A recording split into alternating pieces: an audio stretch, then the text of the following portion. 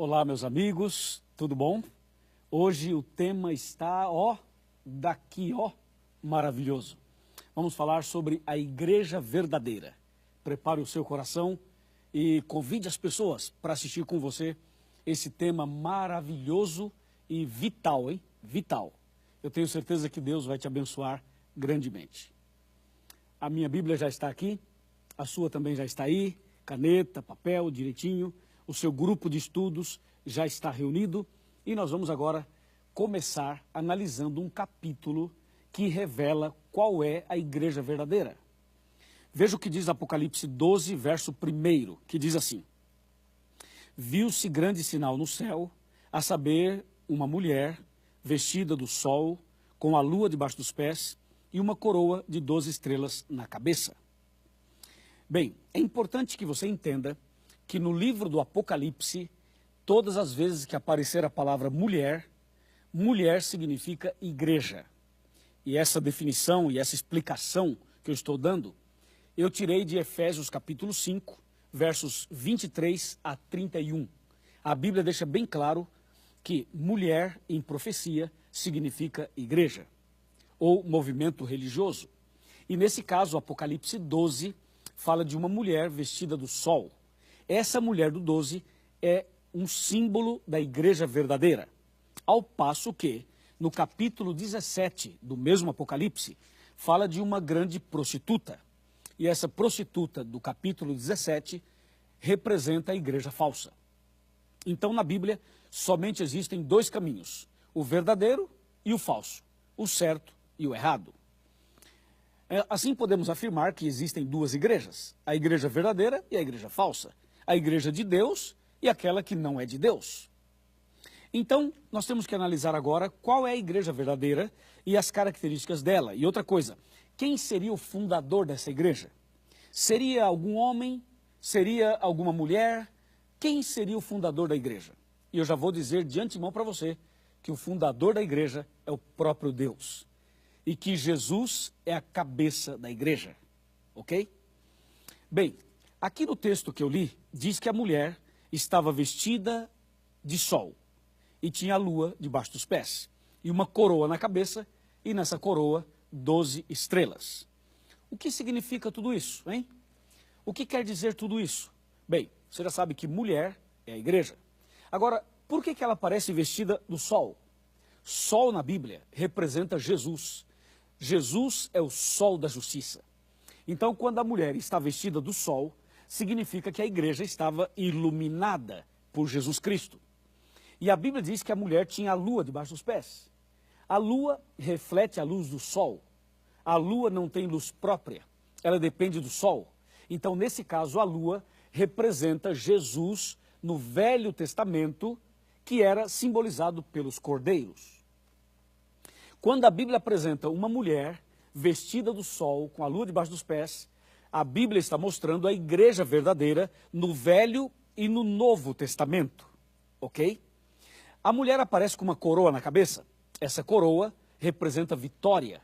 Isso quer dizer que a igreja de Deus, ela seria perseguida, passaria por provas, por tribulações, mas a igreja triunfaria, venceria. Por isso que a mulher tem uma coroa na cabeça.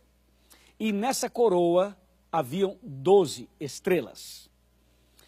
As 12 estrelas eram símbolo de duas coisas importantes. As estrelas representavam as 12 tribos de Israel no Velho Testamento e representavam também os 12 apóstolos no Novo Testamento. Porque estamos falando de uma igreja no Velho e no Novo Testamento. Então a coroa com 12 estrelas mostrando a igreja de Deus, tanto no Velho quanto no Novo, lá as 12 tribos e aqui os 12 apóstolos. E a Bíblia, ao narrar as características dessa igreja, mostra algo mais. E eu quero chamar a sua atenção para o verso 6. Apocalipse 12, verso 6. Preparado? 12, 6. Diz assim: A mulher, porém, fugiu para o deserto, onde lhe havia Deus preparado lugar, para que nele a sustentem durante 1260 dias. Lembrando que estamos lendo Apocalipse, e Apocalipse é um livro profético. E por ser um livro profético, as palavras são simbólicas na sua grande maioria. Então, nesse caso, a mulher é um símbolo da igreja. Mas, nesse caso, quando diz que a mulher fugiu para o deserto, significa que essa mulher foi perseguida. E o período da perseguição, que aparece aqui no verso 6, diz que foi 1260 dias. É bom você saber que um dia profético equivale a um ano literal, conforme está escrito em Ezequiel 4, 6 e 7 e Números 14, verso 34. Ok? Então aqui nós temos a descrição da igreja verdadeira através da simbologia apocalíptica, e no verso 7 mostra que a igreja seria perseguida por 1260 anos literais, ou dias proféticos. Agora, se você fizer uma análise na história, você poderia me acompanhar, por exemplo, através de um gráfico. O gráfico é o seguinte: a igreja de Deus existe desde o começo do mundo, certo? Só que antes de Cristo era o judaísmo, e depois de Cristo, o cristianismo. O cristianismo surgiu a partir da morte de Jesus na cruz. Jesus morreu no ano 31.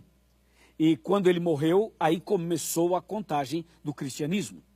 E aí vem do cristianismo, da morte de Cristo, até a volta dele nas nuvens dos céus, a igreja cristã passaria por 7 fases. 7 fases. E são as 7 igrejas de Apocalipse.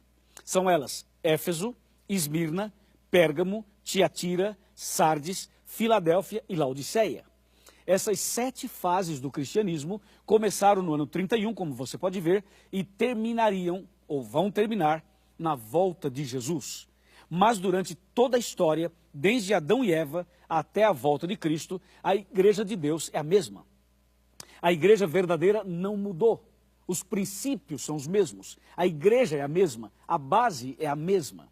E aí você poderia me perguntar: Pastor Luiz, quer dizer que a mulher do capítulo 12 é um símbolo da igreja verdadeira? Sim, é, claro que é.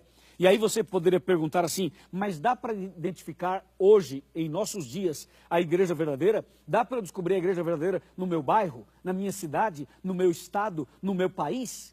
Claro que sim, sem dúvida nenhuma que dá. Por isso, eu quero ler com você Apocalipse 12, verso 17. Apocalipse 12, 17 apresenta para nós as 2 principais características da igreja verdadeira, tanto lá do Velho Testamento quanto agora, em nossos dias. Veja só, 12, 17. Irou-se o dragão contra a mulher, e foi pelejar com os restantes da sua descendência, os que guardam os mandamentos de Deus e têm o testemunho de Jesus. Ouviu? Então a igreja verdadeira tem 2 características. Ela guarda os mandamentos de Deus e tem o testemunho de Jesus. Essas são as 2 principais características da igreja verdadeira. Se você quer saber se a sua igreja é verdadeira ou não, é só você aplicar esse verso 17 aos princípios que a sua igreja defende. Veja se a igreja que você frequenta guarda os 10 mandamentos que aparecem em Êxodo capítulo 20 e se a igreja que você frequenta tem o testemunho de Jesus. Se ela tiver, é a igreja verdadeira. Agora, se não tiver, é falsa. E você tem que sair dela e tem que se unir ao povo de Deus. Tá certo? É isso que diz a Bíblia. Agora, eu queria apresentar a você 5 colunas da verdade. Ou seja, são as 5 colunas que mostram que a igreja é verdadeira ou que é falsa. Tá pronto? Tá preparado? Ok. Primeira coluna da verdade, para mostrar que a igreja é ou não é verdadeira. Primeira, está em Jeremias 10, verso 10. A primeira coluna é Deus. Deus é a verdade. A segunda coluna está em João 14, 6. Quando Jesus mesmo disse: eu sou o caminho e a verdade e a vida. Jesus é a verdade. A terceira coluna está em 1 João capítulo 5, verso 6. É o Espírito Santo. O Espírito Santo é a verdade. A quarta coluna é a própria Bíblia. Está em João 17, verso 17, que diz assim: a tua palavra é a verdade. E a quinta coluna está no Salmo 119, versículo 151, quando diz: os teus mandamentos são verdade. Você viu? São 5. Deus, Jesus, Espírito Santo, a Bíblia e os 10 mandamentos. Ok? E quando você coloca isso à luz de João 16, verso 13... aí fica mais claro ainda, porque a Bíblia diz assim: quando vier o Espírito da verdade, ele vos guiará a toda a verdade.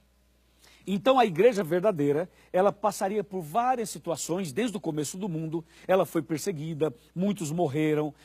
Durante a Idade Média as coisas se complicaram. O inimigo usou a igreja romana, usou o sistema papal, usou o sistema imperial, usou tantas pessoas para pisar na verdade e para fazer calar a igreja de Deus. Mas Deus restaurou a verdade, Deus chamou o seu povo, levantou o seu povo e Deus então apresenta para nós hoje os princípios da igreja verdadeira. Ficou claro para você? Eu creio que sim. Então agora, para a gente finalizar esse tema, eu quero sentar aqui na minha cadeira e quero bater um papo com você. Ok. Você já está sentado aí em sua casa, eu estou sentado aqui na minha cadeirinha e eu quero chamar você para chegar mais perto.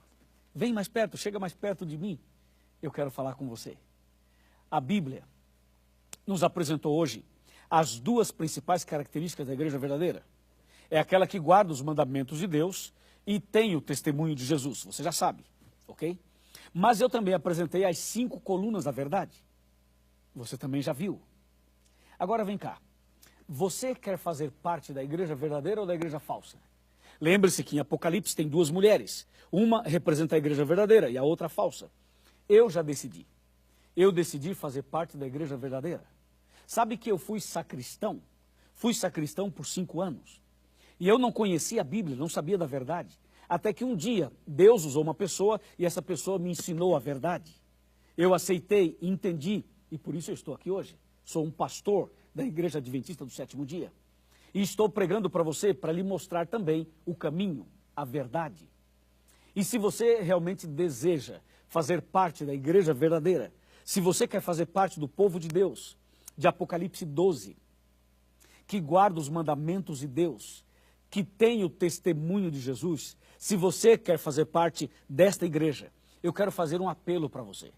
Você precisa terminar os estudos bíblicos, mas antes mesmo de terminar, você já pode frequentar a igreja, procurar a igreja adventista.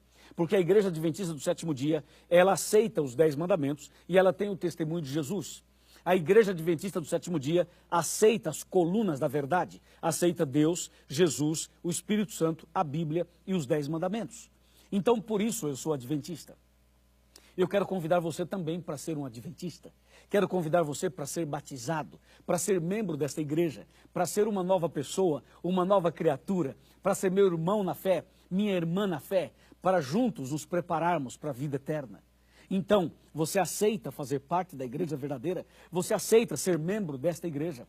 Você quer nascer de novo? Ou você tem preconceito? Ou você tem barreiras? Ou você tem medo? Ou você já ouviu alguém fazer alguma crítica por aí e isso criou em você uma certa barreira? Meu amigo, minha amiga, Jesus ama você. E Jesus tem um propósito para você. E está lhe chamando agora para tomar essa decisão. Agora eu quero ver. Você quer tomar essa decisão? Eu sei que você quer. Então vamos fazer o seguinte.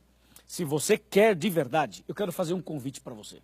Levanta dessa cadeira, levanta desse sofá, levanta dessa cama e coloque-se de joelhos junto comigo. Eu vou me ajoelhar e eu quero convidar você que quer ser batizado, que quer ser membro da igreja verdadeira de Apocalipse 12. Eu desafio você agora a se ajoelhar, ok?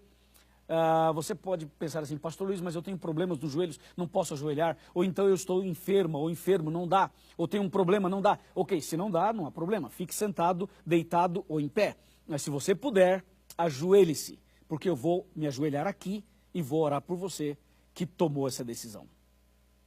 Está preparado? Então eu vou me ajoelhar aqui agora e eu quero convidar você para vir junto comigo. Pode vir. Ajoelhe-se também, vamos. Tem que ser rápido, não podemos demorar. Ajoelhe-se agora que eu quero entregar a sua vida nas mãos de Deus. Entendeu? Veja, eu não estou pedindo o seu dinheiro, não estou pedindo os seus bens materiais. Eu estou pedindo para que você aceite a verdade e faça parte da igreja verdadeira. É isso que eu estou te pedindo.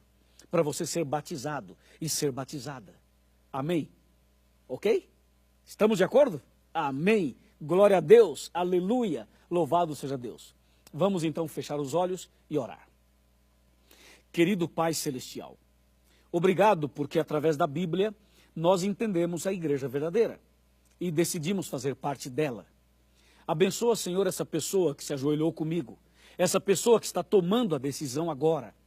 Que essa decisão seja selada pelo Espírito Santo, e que absolutamente nada venha tirar essa pessoa do caminho da salvação. Eu entrego cada um, esse homem, essa mulher, esse jovem, esse adolescente, essa criança, essa pessoa nas tuas mãos. Obrigado, Senhor, por essa linda decisão. Em nome do Senhor Jesus. Amém.